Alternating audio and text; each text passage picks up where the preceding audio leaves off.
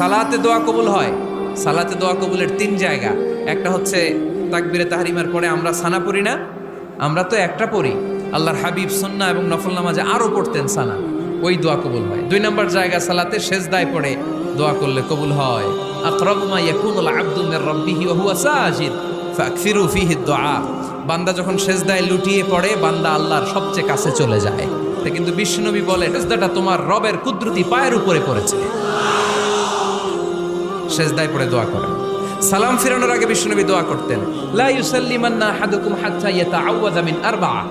আল্লাহর হাবিব বললেন 4 জিনিস থেকে পানাহ না আছে আমার কোন উম্মত যেন সালাম না ফিরায়। তারা যেন পড়ে আল্লাহুম্মা ইন্নী আউযু বিকা মিন আযাবিল কবর, আউযু বিকা মিন আযাবি জাহান্নাম, আউযু বিকা মিন ফিতনাতিল মাহইয়া ওয়াল মামাত, আউযু বিকা মিন ফিতনাতিল মাসিহিদ দাজ্জাল। আল্লাহ কবরের আযাব থেকে বাঁচাও, আল্লাহ জাহান্নামের আগুন থেকে বাঁচাও, আল্লাহ জীবন